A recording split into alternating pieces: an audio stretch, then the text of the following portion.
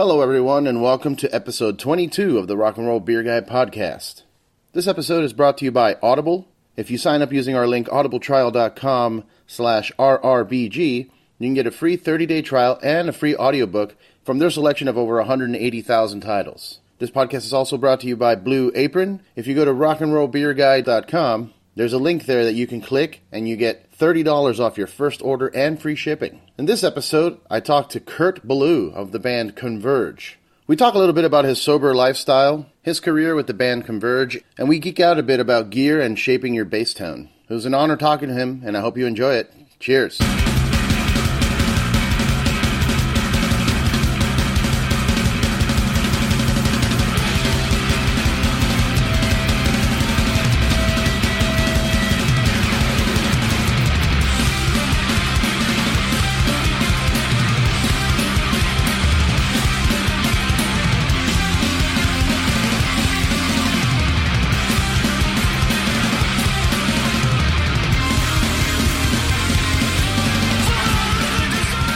Hello?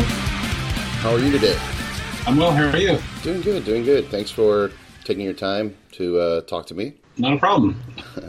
Thank you for asking me. Yeah. Welcome, everyone, to the RocknRoll Beer Guy podcast. I'm here with Kurt Ballou. Am I pronouncing that right? Ballou? Yeah, Ballou is right, but I thought it was RocknRoll Gear Buy.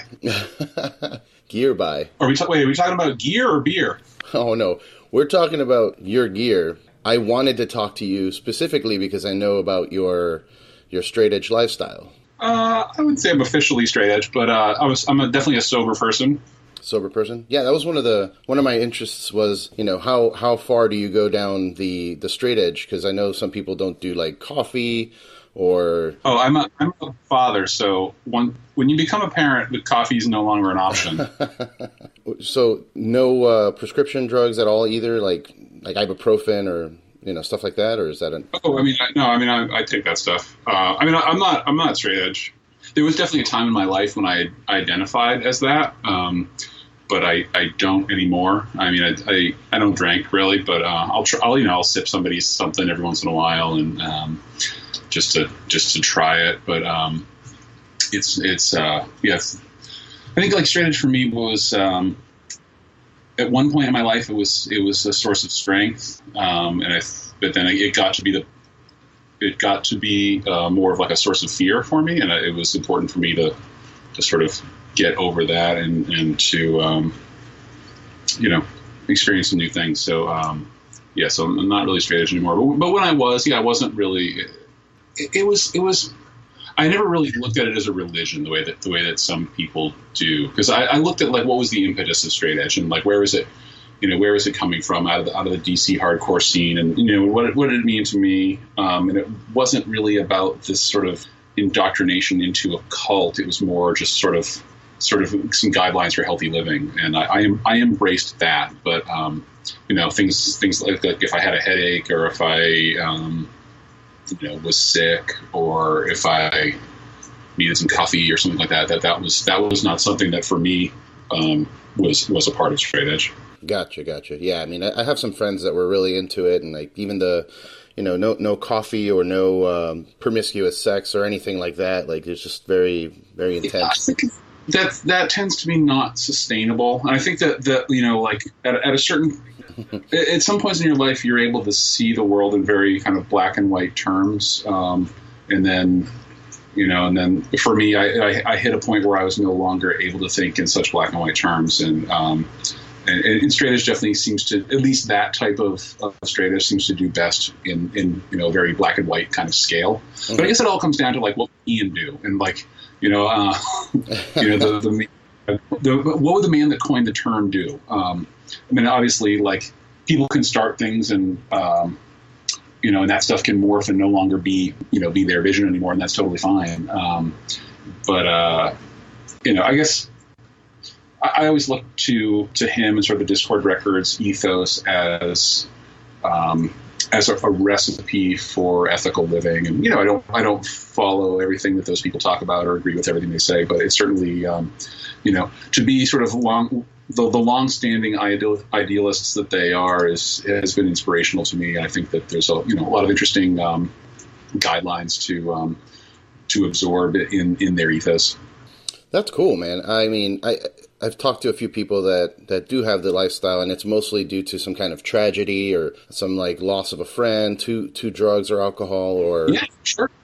I remember I had a really tough time. A former roommate of mine, he and I were like, straight edge buds together, and his father had been killed in a drunk driving accident, and for him, he was like, I'm never going to drink because alcohol killed my father.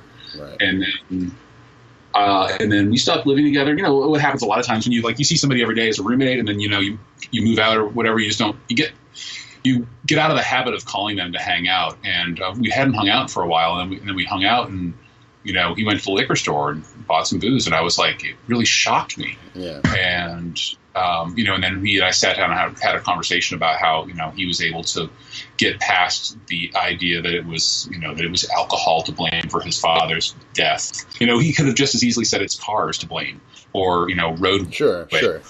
or whatever, or his father's watch, or whatever happened to put those two people in that in that situation at that point in time. And but I think alcohol was an easy it's an easy target. Yeah. It's an easy target for him, and I think it gave him, like, he was certainly grieving, and it gave him a way to feel like he was doing something about it. Sure. His situation changed in his life, and he felt like it wasn't as important anymore. And I think he started to see alcohol not only as like this tool of evil that killed his father, but something that he can enjoy. And I think he started to appreciate the artistry of it. Mm-hmm. And I think he actually tended bar for a while too. So he's become like knowledgeable about that stuff. That's cool. Yeah, I grew up around it. I grew up around alcohol. My dad used to drink beer, and as I started getting older, it started becoming more a part of my life when I was on tour with the band, and then just it became my career really, working in the beer industry. But I don't really know. I don't have a premise or any foundation as to what it's like to live sober. You know what I mean? And it's not that I'm not looking for that. Like, I'm not in a problem. I'm not in a situation where like I need a way out and I need to be sober. It's just interesting to me because I've seen some people that are sober that don't drink that they seem to be on another level in terms of intensity. Like, I call it high on sober. Yeah, that definitely happens when you don't have. When you don't have that, yeah, you focus your intensity and your money on other things. Yeah, you're always busy. You're working constantly. I mean, yeah. If it's not, Converge takes breaks between records, but you're producing many other records. Oh yeah, I don't know how to relax. I mean, if I have and this is constantly a problem between my girlfriend and I. If I have like some free time, I create a project for myself rather than just enjoy relaxing. Yeah, no Netflix and chill for you, huh? Yeah, I mean, I certainly like some Netflix, but yeah, I don't know. I mean, I don't. Yeah, if I had become a drinker, I don't know how my lifestyle would be different. I did not really grow up in a drinking house. I mean, my parents are not. There was alcohol in the house, but it was like I don't think I've ever seen either of my parents drunk. I think that they would just have a beer or two just because their friends were drinking beers. But so it wasn't really like I didn't grow up watching it. Mm-hmm. And I kind of when I was real little, I saw the problem side of it and not like the pleasure side of it. And you know what really turned me off to alcohol when I was a little kid is my allowance was entirely incentive based. And my parents, of their friends, they had like the best yard for parties. Okay. So they always had the house that would have like the backyard parties. And so part of my chores was to do the recycling. And back then, recycling wasn't curbside pickup. You had to like bring it to the redemption center, and all the bottles had to be cleaned. So wow. you know how beer drinkers never actually finish their beers? Yeah. There's always a little sip on the bottom. Yeah. So people would, there'd just be like a party with like dozens of people all throwing their beers in a barrel with a little bit left in the beer. And then by the time I got around to like collecting the recycling and cleaning out all the bottles, all of that had turned to mold. Oh. So I just had this like, whenever I smell beer, it brings me back to that like moldy, like disgusting stuff that I had to clean. Wow. So, yeah, that makes sense. And it's also that like, a lot of venues too have that. Like when you like when you're on tour or something and you like load into the venue at like 3 p.m, they have that like, especially if it's a venue that has any carpeting in it, it has that like last night's beer still on the floor, getting moldy kind of smell. And so I always like still like associate beer with that. Yeah. I guess I've just like never developed a taste for it for for all of those reasons. And not to mention, I didn't like break edge till I was like, I don't know, like 35 or something like that. And at that point, like all that stuff that like a new young drinker should do, you should not be doing at 35. You should be doing that at like 18 or 21 or whatever. Sure, yeah, keg stands and beer bongs and all that stupid shit. Yeah. I mean, I did a little bit of that shit in high school, but like not much. Gotcha. Yeah, that whole mentality of, when something that traumatizes you as a child with a smell kind of makes perfect sense, man. Like, to me, it's fake banana. Anything that's like banana flavored, I can't do it. Like real banana or artificial banana? Artificial. Yeah, that's gross. If there's real banana in it, I'm usually okay with it. But even then, I'll still kind of avoid like a banana pie or something. I can't do it. Just what was your trauma? Well, when I was a kid, I was born very sick. I had pneumonia, and they had to incubate me, all this stuff. So growing up, I had to take a lot of penicillin, and it was banana flavored. It was like oral penicillin? Yeah, it was like a syrupy or something and it had like a chalky consistency that tasted like fake bananas. Gross. Yeah, it was terrible. And, I would always end up throwing it up because I just hated it. And now as an adult, I just hate banana flavored things because of that. It makes sense. Yeah, I cannot blame you. Yeah. All right, getting off of that topic. So you have a studio and you call God City Music. Is that religious connotation, or are you more like City of God, like Brazil type of thing, or how? I mean, it's a fantastic film.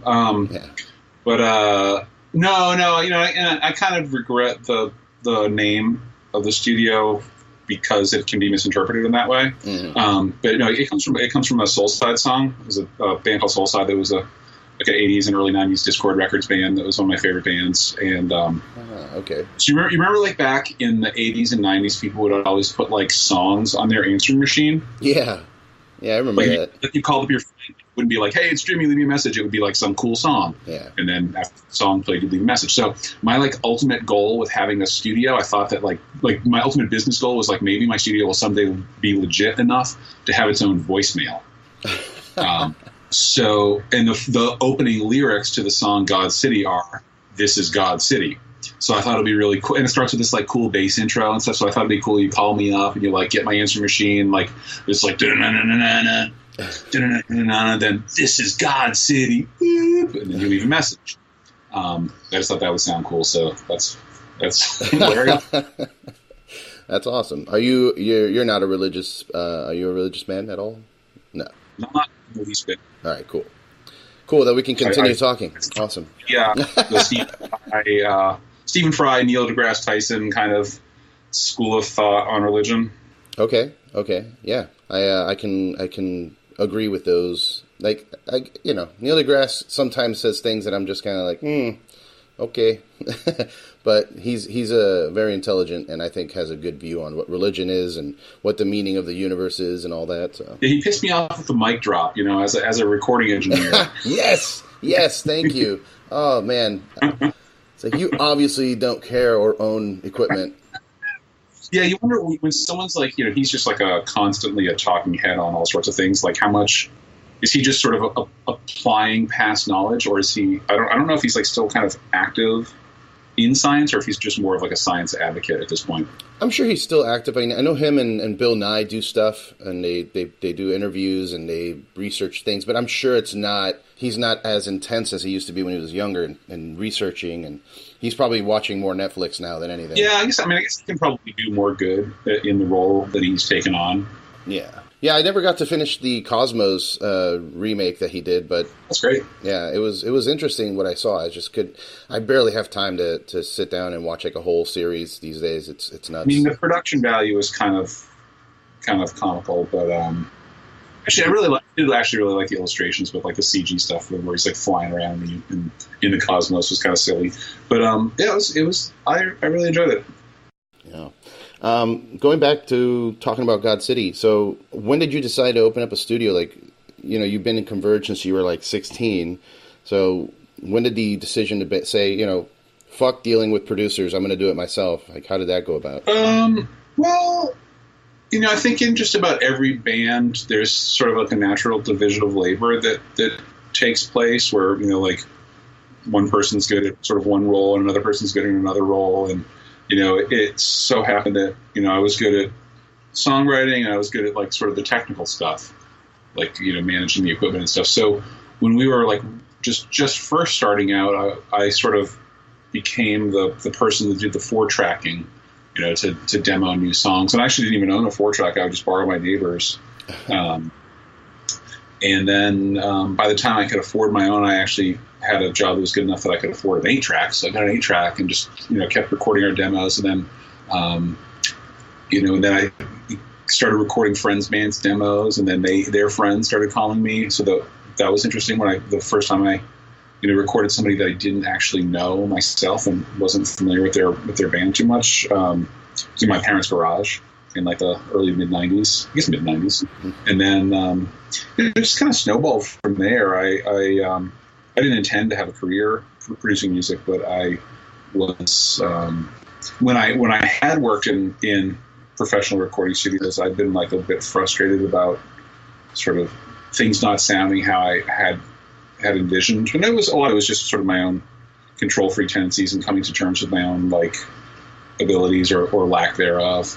But in some of it was just like any kind of communication is interpretive, right? So like you've got an idea in your head, you have to turn it into words, and then you convey it to another person, like a recording engineer, and they have to turn those words into thoughts, and then they have to take those thoughts and figure out, what it is that you're getting at, and then how to using their skills and their tools, how do they make your idea a reality? And there's a lot of interpretation going on there. And I was really frustrated at my inability to convey ideas to recording engineers in language that would result in it sounding the way that I wanted.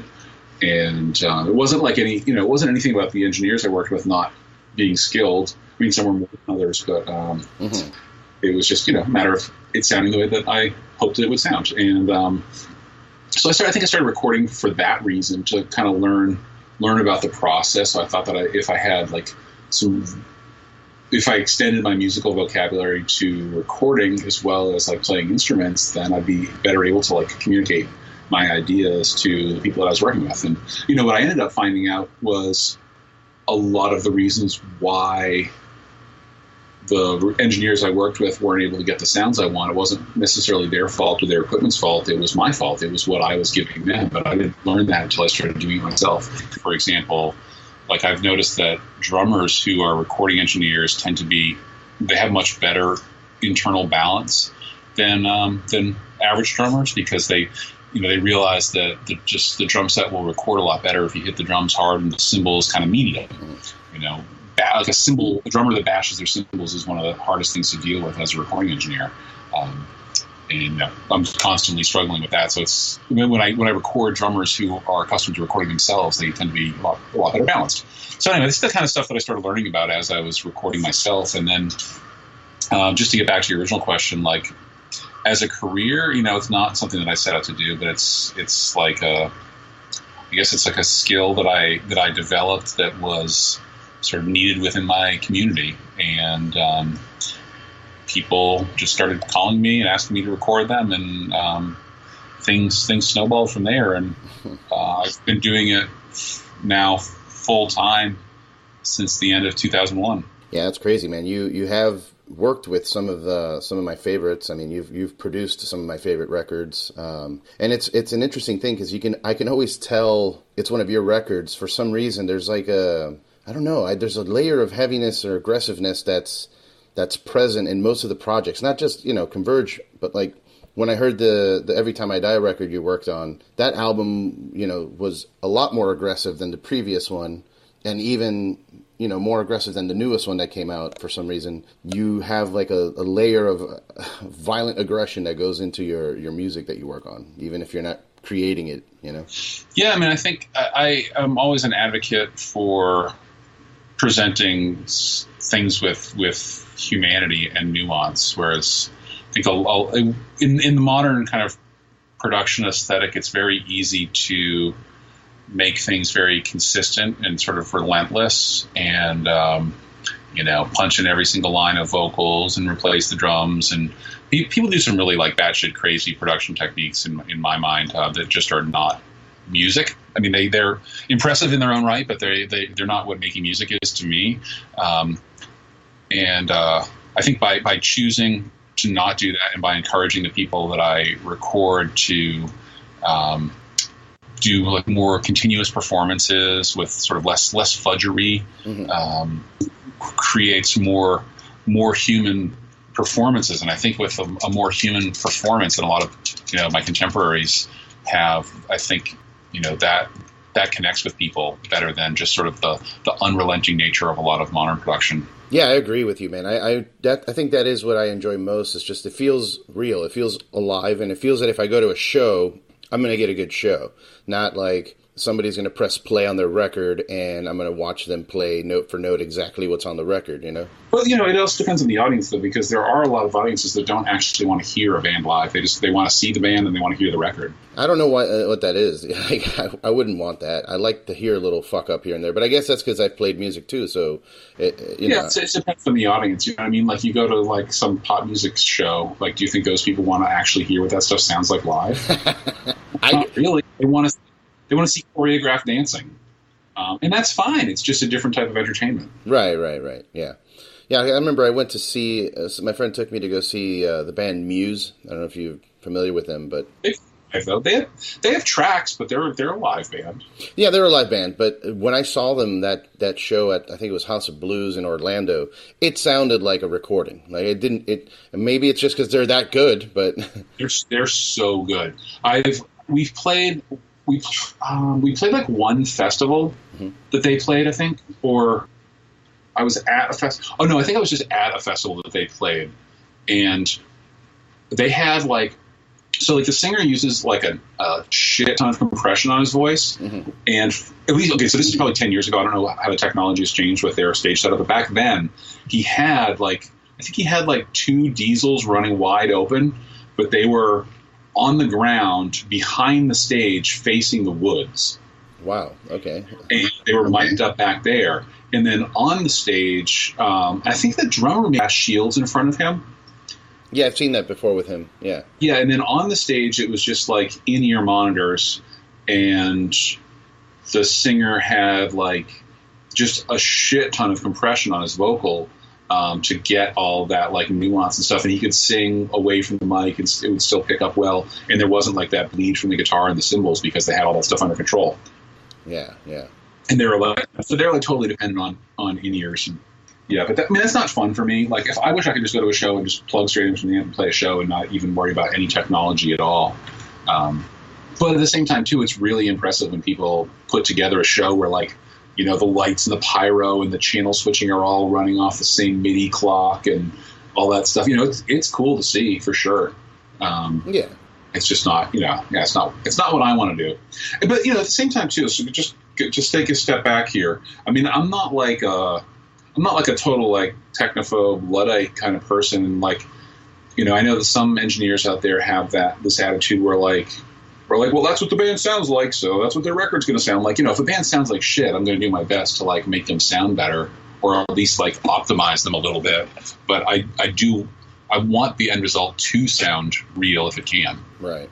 If sounding real sounds good, then I want it to sound real. Yeah. If sounding real sounds bad, then like it's not going to sound real. But I'll at least try to like give you the illusion of realness. Gotcha. Yeah, I've seen some of the videos, like the new Mutoid Man stuff, recorded in your studio. So yeah, they're 100% a real band. Yeah. No, I'm assuming that's kind of what you go for with every band you work for. Just have them all in there at the same time performing, and get that vibe going for the record. I really love recording that way, but it is unusual for me to record everybody at once. they're like working at a really high level of like musical proficiency, so I can trust them to do that. Mm-hmm. But like most of the bands I record are just not prepared enough to record that way. Converge included. Our songs are not, they're, both a little too technical for us to record that way, but also like not written enough to record that way. Like we're still kind of working on bass parts and, dialing in drum fills and all that. And then, to make one person redo their take because another person's, the drummer's working on a fill and the bass player hasn't figured out exactly which notes he wants to play, or he thought the riff went like, E, F, G sharp when it actually goes E, F, G sharp, A, and you don't find that out until you're recording. Like shit like that, is the case with most bands. Yeah. You kind of have to record one person at a time. Outside of Mutoid Man, like which other bands would you say are that technically proficient that you would be comfortable with? Well, bands that I typically record live are Mutoid Man, Pygmy Lush. I've recorded them live a lot. Yeah. But it also just has to do with the vibe. Some people just aren't capable of playing not live. Both Magruder Grind records I did, I think, were pretty live, but that was really just all like a feel thing. Sure. And their stuff's not like particularly technical.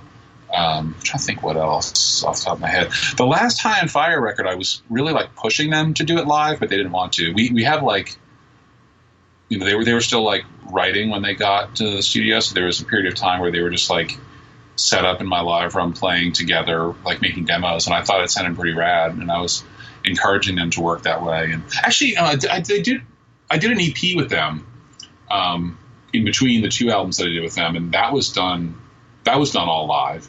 So they're totally capable of doing it if they set their minds to it. Nice. Is there any band that you haven't worked with that you are wanting to work with? Sure. I mean, there's tons of bands I'd love to work with. It's just waiting for them to ask me to record them. Because like I was mentioning, you give their albums a specific feel. So I was wondering like which band you would get and maybe like make them a little more aggressive or maybe make them a little more live sounding.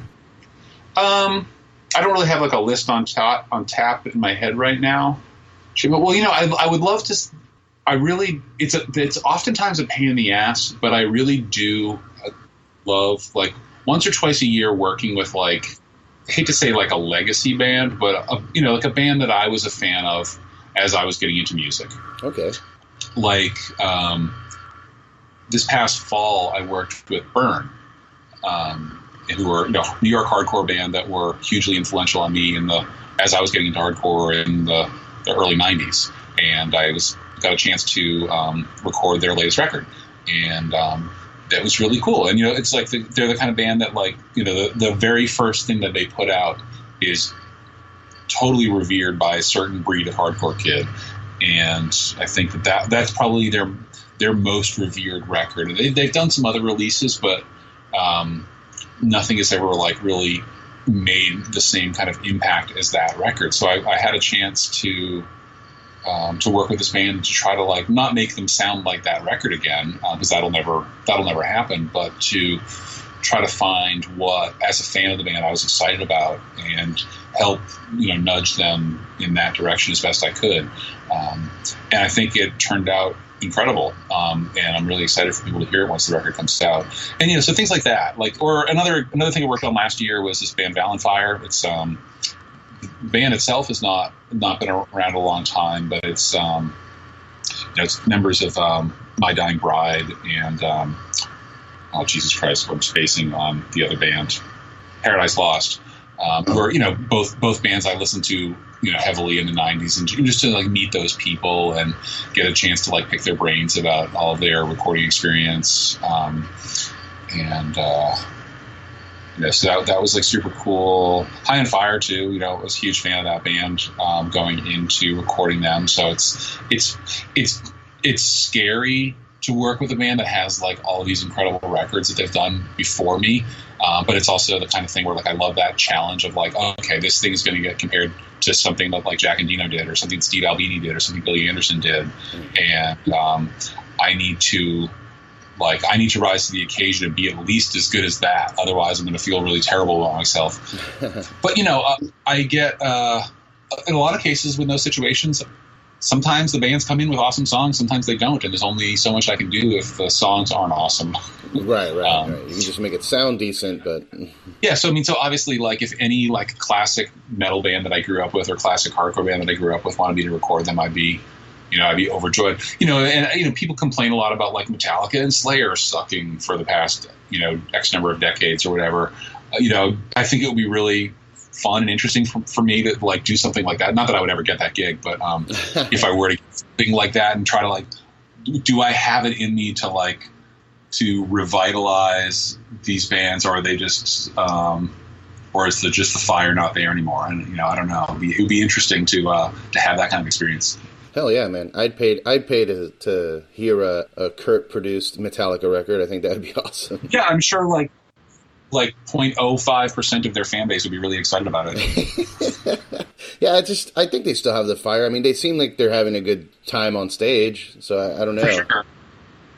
Yeah, I think they still enjoy playing. I actually I respect them. I just don't really want to listen to them. There's a lot of bands out there like that where I totally respect what they do, but I just don't really find it interesting to listen to. Yeah.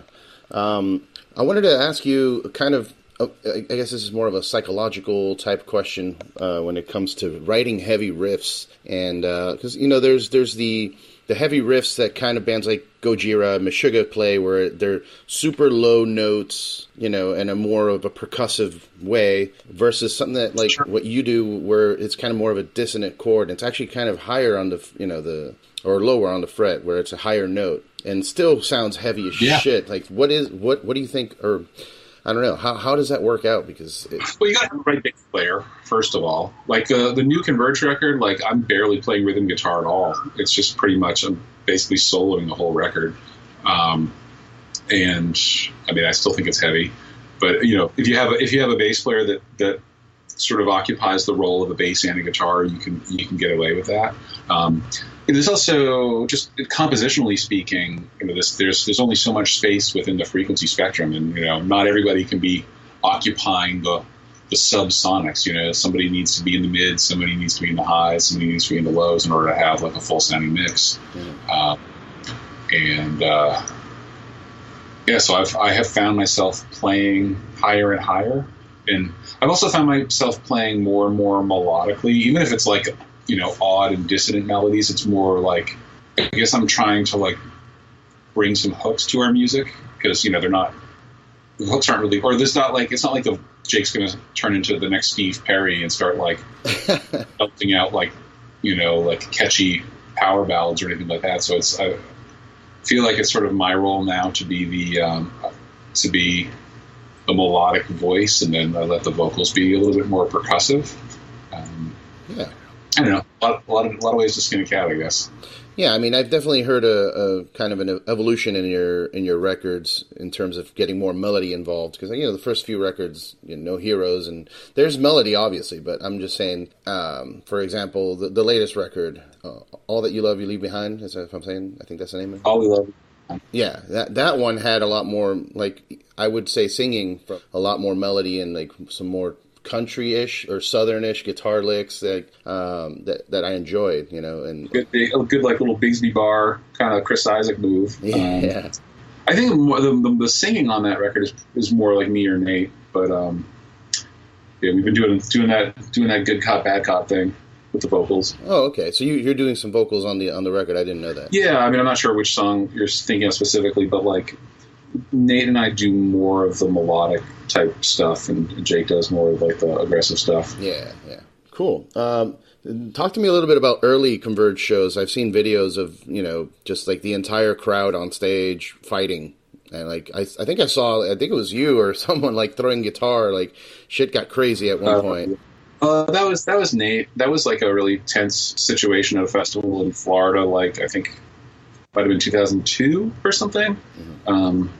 Where like, it was a big long thing where this just kept escalating, but basically like security were beating up kids, and it was like a festival, and that kind of thing had been going on all weekend, but it was not totally like the way that they had like built this barricade in front of the stage that was really flimsy, and the security guards were like getting, as the crowd would move, the barricade would tip in, and the security guards were getting pinned between the barricade and the stage. So they were like panicking, and they were like trying to get kids to push back so they could like not get crushed to death. Mm-hmm. And then, you know, when like a hardcore kid sees a security guard punching their friend, oh yeah, they're just like, security guard punched my friend, I gotta punch the security guard. And so there was just a lot of that, like, you know, one person pushed a person for a justified reason, so another person retaliated for what they thought was a justified reason, then it became an arms race. If you look in that video, you'll notice me off to the side packing up my equipment.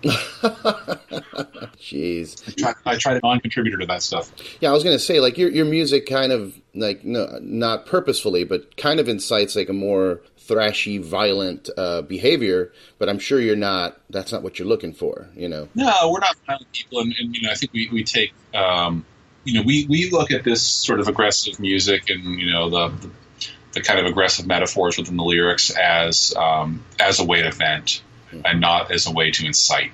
Of course, sometimes that gets interpreted differently, but that's what we get out of it. Yeah, because there are bands that go up there and they're like, I want you to destroy everything, you know, whatever. But I'm sure that's not. Well, you know, when you're on stage and you see like a really visceral reaction to your music, it's super exciting and it's gratifying. You know, you're like, wow, man, this thing that I wrote, people are like losing their minds to. Like, it's exciting, and I can understand.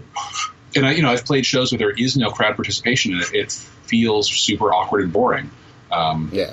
So I understand why bands want to do that. Not to mention they just want to, you know, there's that legend of like, oh my God, this one show, it was so violent, it was so dangerous, and that's exciting, you know, being near, you know, aggression and, you know, the near misses that you have and all that. That's kind of like, you know, there's that adrenaline that you get from that you don't get from more passive environments, and you know, people find that exciting sometimes. You know, obviously it can turn out very wrong sometimes too. I think the other thing that happens a lot is, you know, within like the aggressive music world, there's a lot of like maladjusted people, you know, and I think that's why a lot of us get into this kind of music, is we've got some sort of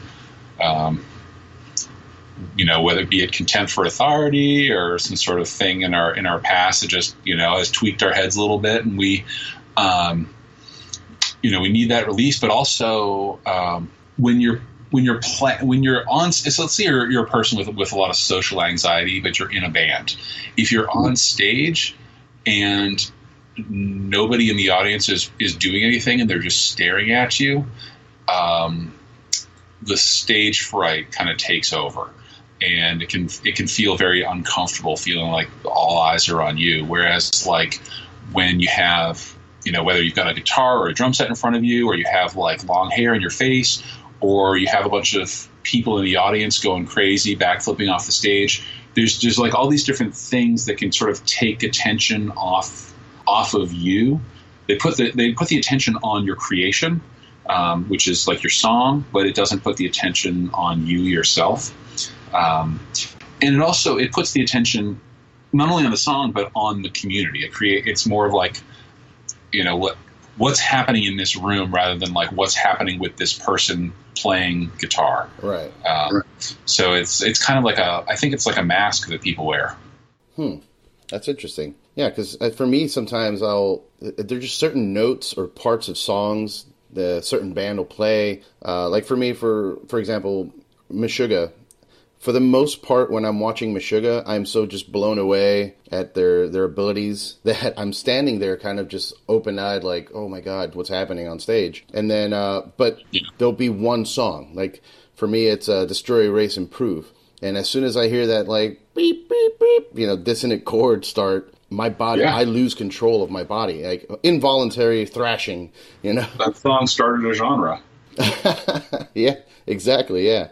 So it kind of just sparks something in my brain that I want to go jump around or push people. And like, I don't want to violently hurt someone, but if I see someone being violent in the pit, that person's going down. I think a community should police itself like that. Yeah. You know, like when we first started going to shows, like there was definitely, you know, Boston was not a friendly place. It was important to kind of like know who the players were in the room and to know like, and those people tended to keep other people in line, which not that I don't think lot of that stuff is not cool, but it is kind of important to mind your surroundings and to know that there are consequences if you misbehave.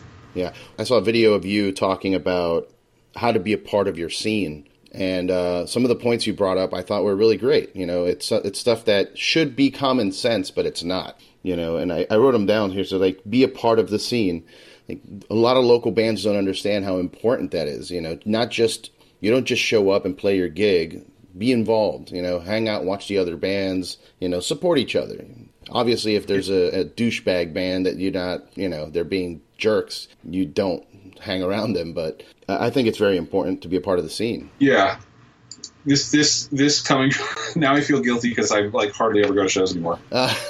But I guess I'm involved more like behind the scenes at this point. Yeah, you're on a different level. You're working as a producer in a studio, and I mean, you know, when Converge doesn't play as often, you know, as it used to. Anyway, I know it's been a while. It's been at least a few years since I've seen you guys play. Where do you live? I live in LA, in Long Beach. Okay. Last time I saw you guys was with At the Gates and Paul Bearer. Yeah. Oh, that show was terrible. We hadn't played a show in a long time at that, like maybe 6 months at that point. That was like the dusting off the cobwebs show. Yeah, I remember being a little upset because I was like super stoked you guys were on, and the crowd wasn't really moving. Well, the way that place operates was maybe not super conducive to shows. Like I remember they had like tiered ticket sales where there was like you know, like you had to get like VIP tickets to go places, and then like if you wanted to get into the pit, you had to buy a special pit pass. Yeah. But they were controlling the number. They had like clickers, and they were controlling the number of people who could be in the pit at any given time. And the number of people who could be in the pit, like I think the rest of the place was seating or something, but the number of people who could be on the floor was like really small, and like even at capacity, it felt like it was thin. You know, I think after that, like the station nightclub fire in Providence at the Great White Show, mm-hmm. I actually noticed the results of that in Southern California more than I noticed it anywhere else in the country. Mm-hmm. Like places like Chain Reaction, for example. Mm-hmm. We used to play shows there, and a sellout of Chain Reaction would be like 600 people or 700-800 people, and they'd pack a bunch of people into this room, and you'd have a super fun hardcore show. And then, like, after the station nightclub fire happened, all the clubs around Southern California started getting these virtual corridors taped off on the ground, and security would, like, not allow people to stand within these virtual corridors. And like the capacities of venues seemed to go way down, or venues started like sticking to their legal capacities, or I don't really know what the deal was, but shows got a lot less fun. Yeah, man. Like I went yesterday, I think it was yesterday, the day before, I went to go see my buddies in Revocation, and it was at the Glass House in Pomona, and they had the lines, and they had a dude with a flashlight just kind of like flashing my face because I was standing on the tape, like just ever so slightly. Yeah. It's like, geez, man, calm down. About music, I hate to be one of those like kids these days, or it's not the way it used to be, but like it really is. There's so much like regulation and everything. Yeah, and it's hard. It's hard for me to enjoy music these days. Also like just modern production. There's a lot of. I mean, there's still a ton of stuff to like about music, but there's also a lot of stuff I really don't care for. So I've been, not a frequent showgoer lately. Yeah, I wanted to ask you two more things. One being, how you feel about like your band, for example. I feel that Converge is a better fit for smaller venues. Like I feel that the show, the more intimate the show, the better, the more fun I'm going to have, as opposed to seeing you guys on an enormous like festival stage. It just doesn't feel right. And there's a bunch of bands like that, but do you agree with that? We play fast music, so the bigger the venue, the more like reverberant the venue is, the worse it's going to sound. Yeah. And when we play, and we're also the kind of band where like if you're not familiar with our songs, like it might just kind of sound like a blur live. So when we're playing like a festival or we're playing like a big show supporting somebody else or something, where we know like a lot of the audience doesn't know who we are or hasn't really heard us before, we do try to pick songs that are maybe like a little something that you can sink your teeth into if you're not actually familiar with the recording. Mm-hmm. just to make it a little bit more comfortable for those people. But yeah, we get a lot of people staring at us, just kind of yelling Slayer and whatever the band happens to throw. Yeah, I totally agree. We definitely have a lot more fun at small venue shows with no barricade. Unfortunately, we're not able to do that all the time. Sometimes it's just because more people want to see us than makes sense for us to play at a venue like that. Other times it's like, we didn't know about it in advance, but the venue has some sort of policy where there's absolutely no way they'll let the show go on without a barricade, and then we have to decide, do we just cancel the show, or do we play the show with a barricade and be awkward? And it's just usually end up going that route. But yeah, it's not ideal. Right. But at the same time too, when we get these interesting opportunities, to go play a festival in Europe with all these crazy bands that we'd never have a chance to see or meet backstage otherwise, and a lot of times those festivals pay enough that they'll pay for the expense of much of whatever tour we're doing around the festival. So sometimes we just do that stuff even though it's not ideal, just because it's kind of an interesting experience for us. For sure. Yeah. Why would you turn it down? I saw the lineup for Hellfest and I was like, every band is playing that festival. Oh yeah, Hellfest. They're government subsidized too. So they're able to really pull out all the stops. We didn't go this year's, but we tend to play that every other year, and they always do a really awesome job. Nice. Yeah, I wanted to ask you too. I know you just recently did Jane Doe live, and is that something that you plan on doing maybe down the road as well? We're going to do a Axe to Fall tour or something like that. Is that something that you like doing? No, we only did the Jane Doe set just because we were doing a Blood Moon set at Roadburn, which was sort of all the big slow Converge songs that need more than 4 people to perform them. We've always wanted to do a tour on that kind of stuff, and Roadburn made us an offer to do that at Roadburn, but they just weren't able to offer enough money to cover the expense of bringing over 8 people. So we had to figure out a way to make some more money in order to cover the expense of that tour. And they offered to give us some more money if we would do a Jane Doe set. So we agreed. But no, we're not a particularly nostalgic band. I think it's kind of cheesy when bands do that stuff. It's fine. If you go to see the Rolling Stones, you're like, oh, we're going to feature, Beggar's Banquet on this tour or whatever. That's fine if you're a legacy act. Yeah. I'm not ready to resign myself to being a legacy artist. So I don't really want to do that. When you start seeing us do we're doing the Axe to Fall tour, or we're doing the Jane Doe tour, or whatever, then we've given up. Okay. Yeah, I just saw. Was it Between the Bird and Me they're doing a Colors tour again, which they did. I think it was 10 years ago, but they're doing it again. I'm not saying any other band has given up. I'm just saying that it's not right for us. Right. So I also wanted to talk to you a little bit about gear, since you thought I was the gear guy. I was joking about that. No, I know. I just thought it'd be funny if I pretended the whole time that I thought I was talking to RocknRoll Gear Buy.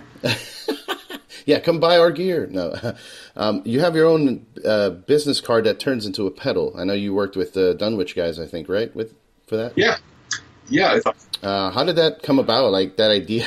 That's such a crazy idea, but it's awesome. Well, I went to NAMM one year, and people do all sorts of things to sort of set themselves apart at NAMM. And usually it's hire an escort to walk around with them, which is kind of super weird and awkward. But I just thought it would be neat to have, a business card that was a PCB that you could make something with. I for my entire life, I've been a person who makes things. My dad's a person who makes things, and he grew up teaching me to make stuff. And I just thought that would be sort of representative of my personality, and a fun thing to encourage people to do.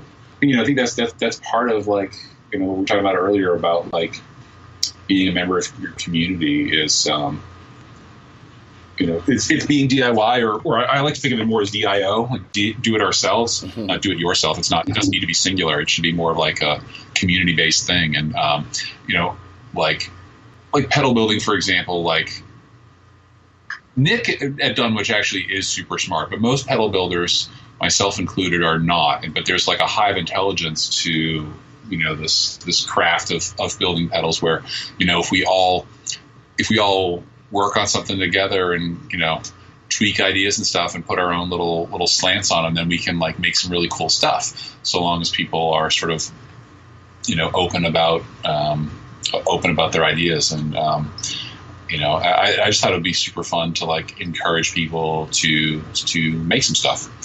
And, so that's what I did. That's all. I had no idea it was gonna like snowball into such like a big thing and like get picked up by like tech blogs and stuff like that. I just thought I'd make 100 of them, and that after a year I'd probably still have 50. But I've got rid of like 1,000 of them already, and I put the brakes on that for now because I'm hoping to release like a fully assembled version of it for sale. But between being in a band and making records in my studio, I haven't really had time to dial in manufacturing. Yeah. But I still hope to do that. I was going to ask you have you released a pedal before at all, like fully assembled? I have not. No. I mean, I have a bunch of designs, and I build pedals all the time. I'm literally actually looking at my computer at a schematic for a new pedal I'm working on right now. Nice. And if we were on a video call, you'd see a desk behind me littered with pedal parts. So I'm inventing stuff all the time, and I that's what excites me the most. I really do want to follow through and get the stuff manufactured. I just don't have time to manufacture myself, so I'm trying to figure out some manufacturing partners in order to bring that stuff out there. I also do not have time for like shipping or customer service myself either. I'd have to stop making recording records if I wanted to do that, and I just can't justify doing that right now. Yeah, you would have to pretty much venture into a whole new business and like just open up a pedal company to help you ship and get all the orders in and all that stuff, Yeah. I mean, the people that I know who have mail order businesses, like I hear them talk about their customers and it just sounds horrible. Like people just like constantly like filing claims with PayPal because the thing that they ordered, they were like in Indonesia and they ordered stuff surface shipping and they didn't get it in 2 days, so they like filed a claim with PayPal and crap like that. Or people like, I know pedal builders will have people like complain that the pedal they got was broken and doesn't work, and they want to ship it back and they want the builder to pay for shipping and all that, and come to find out they just plugged it in backwards. Jeez. Like they plug the input into the output into the input, stuff like that. Like I totally appreciate that people have like those questions and need some help. I just don't have time for that myself. Sure. I hope to find like some sort of manufacturing partner that's able to like take care of all that stuff and just free me up to work on like developing ideas. Yeah, it's I was going to say it's a shame you can't coin the phrase DIO, because I know some Ronnie James fans that'll get mad. But I actually didn't think about that. I have a cat named Dio. Nice. But that's a catchy thing. Like do it ourselves. It's nice, it's a good vibe. That could be the name of your pedal. There you go. Yeah. Do it ourselves pedal. Cool, dude. And I wanted to ask you one final thing for me personally, because I've been trying to shape my bass tone more. And what kind of advice would you give someone trying to get a more aggressive tone, similar to what you guys do with Converge, or some of the heavier acts that you work with? Is it just experimenting with Fuzz, or like what's the best way to do it? Turn it up. The best way to do it is to have a lot of tools at your disposal and the patience to see it through. Mm-hmm. So there is no easy answer. So like, it depends on, it depends on your amp, it depends on your bass, it depends on how you sound playing that instrument. Just your own personal style. If you play with a pick, you play with fingers. It depends a lot on what the other people that you play with sound like and what they're using for gear as well, and kind of coming up with complementary tones and also like the tempo of your music. Like, you mentioned Fuzz, for example. A lot of times Fuzz does not work well for fast music. Mm-hmm. In many cases, like overdrive might be better or distortion might be better for faster music. And, if your guitar player has a really thick tone, then, or if your drummer has like a really deep sounding kick, then you might want more of like a mid-range focused bass tone. Whereas like if your guitar player is really mid-range, you might want like a more of a scoopy kind of bass tone. So, well, okay, so fill me in. So what's your drummer and your guitar player like? Well, for the band that I'm playing bass in, it's the guitar player uses baritone guitars, so it's very, very low, kind of loud, room-filling distortion. And then the drummer does a lot of fast-paced, punky beats with, occasionally he'll throw in like a crazy tom roll, tom fill, but just kind of very fast, kind of Converge-y, but more leaning towards like a power violence. So is it like higher tuned snare stuff, or like more like a crusty like? Yeah, the snare is pretty high tuned. Okay, I mean, if you're talking power violence style, then like you almost don't want clarity. It's more just like this. The sound is a giant chaotic mass that hits you, rather than like you wanting to discern every like individual note that's being played. So, like in a lot of cases, a band like that, you might do distortion on bass rather than overdrive, because you want that size. Like the classic kind of, for me, the classic like power violence bass tone is just like a Boss ODB or ODB3 kind of scooped out, getting a lot of sizzle and a lot of depth. With maybe like a little clean blend. I actually a combination I really love is is a Tronographic Rusty Box pushing into a Boss OD3 or ODB3 with the clean blend engaged. So like the Rusty Box just adds like a nice boost to the bass signal and some tonal shaping. It just kind of like classes up the bass and makes it more like kind of just ever present and in mid-rangey. It's based on the Trainer. I forget the model number, but the preamp the bass player from Jesus Lizard plays. Okay, it's based around that. Put that in front of an ODB, and the ODB is not like a good sounding pedal by any objective standards, but it does like scooped bass distortion really nicely, but it has a built-in clean blend, so you can have like that like more classy kind of bass sound going into it, and then you can blend in some of that like sizzly, rumbly, violent kind of distortion in with just like a better, punchier mid-range kind of bass tone than what's coming out of your bass to begin with. And what are you using for a bass? I'm using a P bass right now. That's all I got. One frequent problem I see with basses is a lot of two pickup basses. The bass players will engage both of the pickups, which is something guitar players don't often do.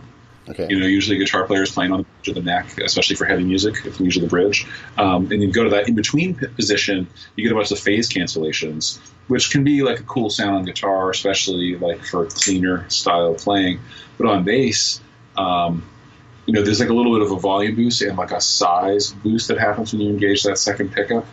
But, or like on a jazz bass, it just means turning everything all the way up.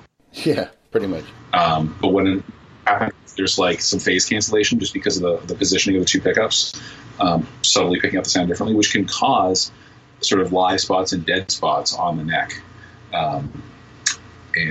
So if you have like a two pickup bass and you're going for a sound like that, I recommend just using one of the two pickups, whichever one you like better, and you're more likely to have like a evenly balanced tone across the whole neck.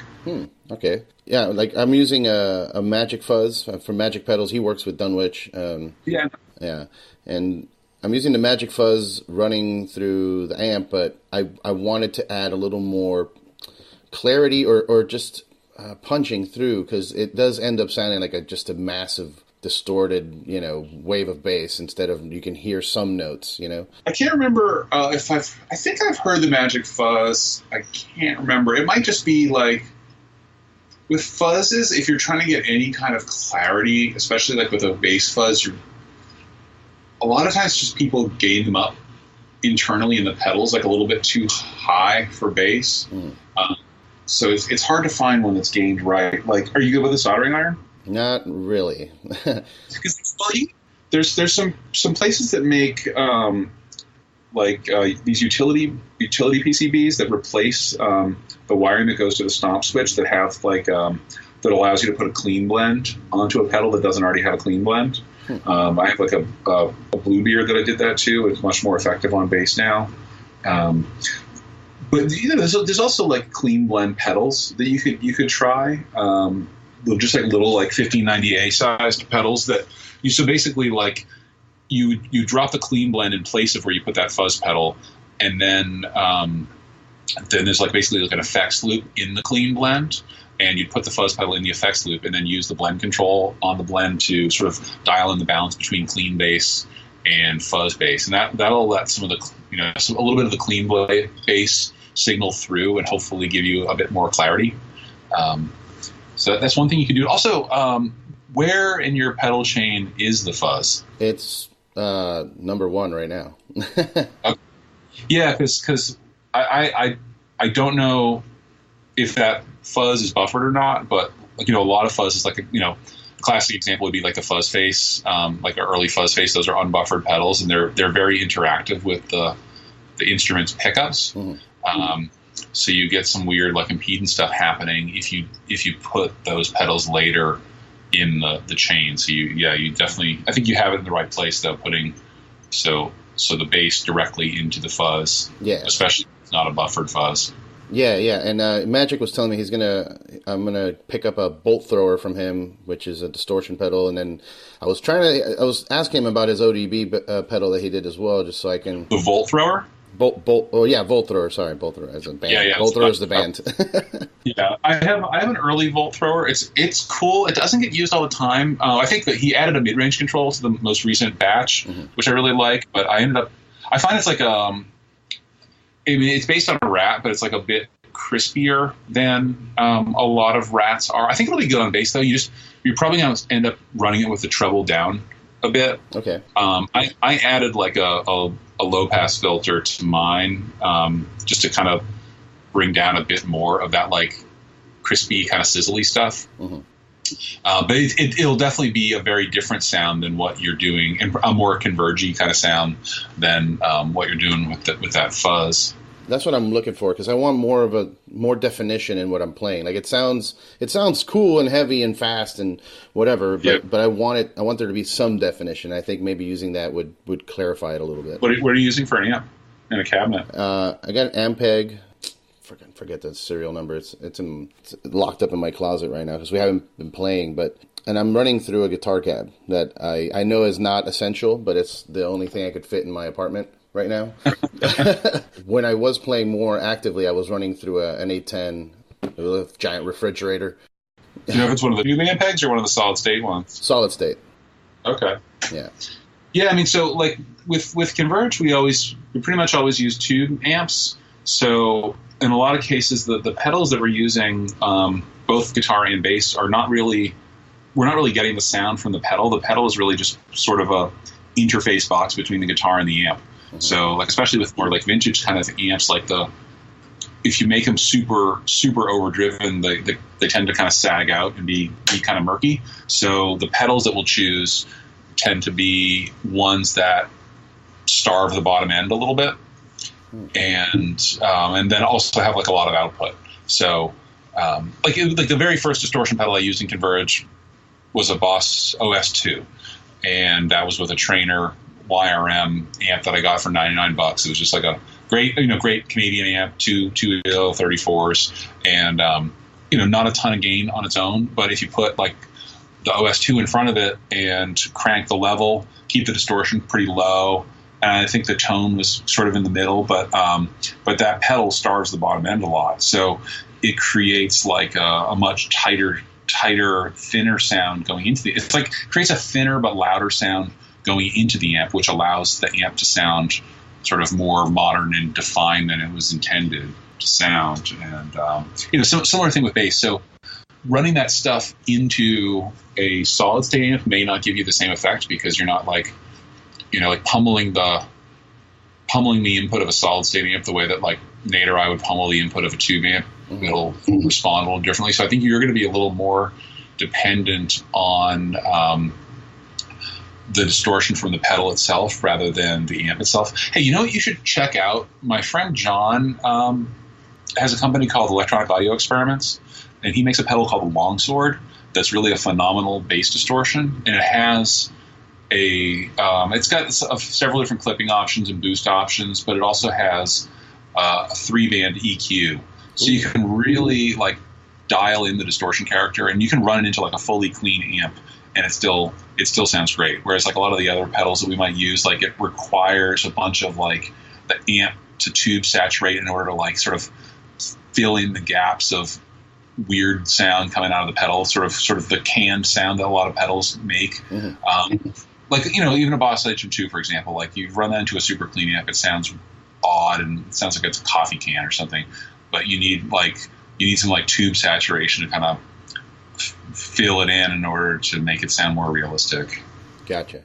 Wow. Okay. Yeah, I'll definitely look into that. Yeah, and then obviously you know the guitar cabinet situation. Right. Yeah. It's probably not ideal for bass, but you know, like a bass cabinet, even like a bass 4x12 is totally reasonable thing to have. Like the JC 100 4x12 sound awesome, but they're like usually like I think 4 inches deeper than a guitar cab, and then the throw of the speaker needs to be longer.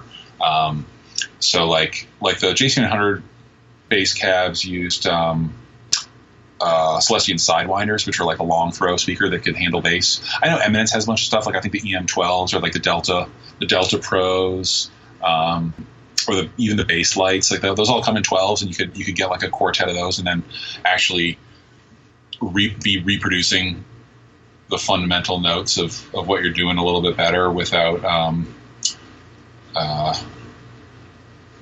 without just getting the speakers to fart out. That actually could be the whole problem that you're having.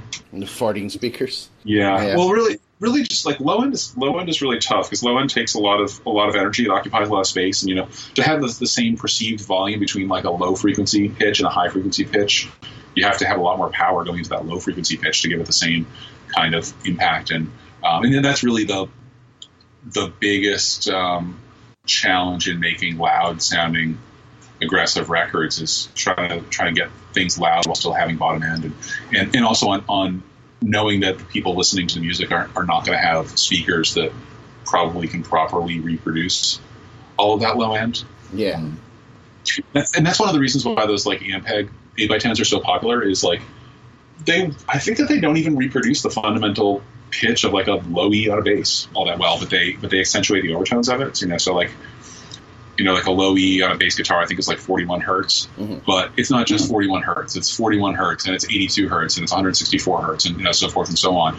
And those cabs tend to like exaggerate those overtones, and they give you the perceived depth from when your ear hears like overtones. It can kind of like back calculate and hear fundamental pitch that's not really being reproduced all that well. And yeah, anybody who's in like the down-tuned instrument game has to kind of like count on that phenomenon in order for people to actually hear the full range of their instrument. Wow. Yeah, it makes a lot of sense. At least in a recorded sense. Yeah.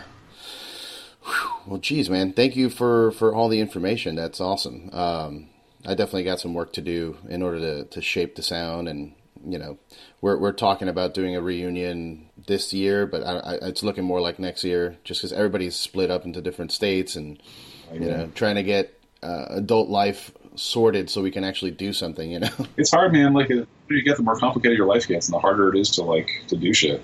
Yeah, for sure. Well, cool, brother.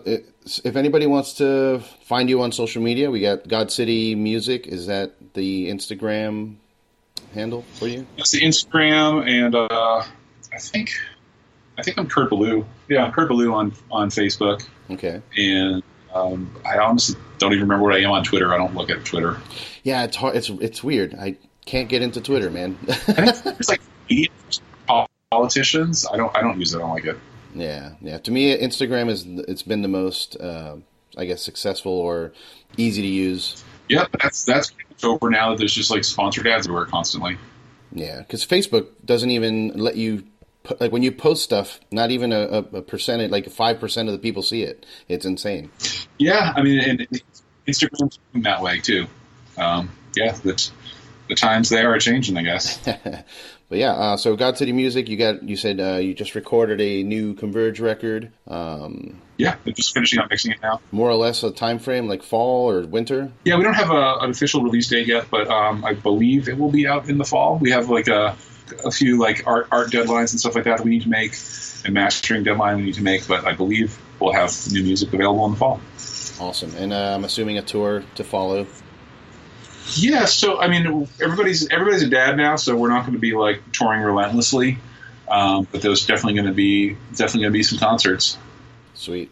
Well, I'm looking forward to seeing you guys again. Like I said, it's been a few years now, and thank you so much for taking your time to talk to me. And all right, best of luck with everything. Thanks, brother. And yeah, hopefully I'll catch you on the road if you come by the West Coast. That would be great. All right, man. Cheers. See ya. Bye-bye.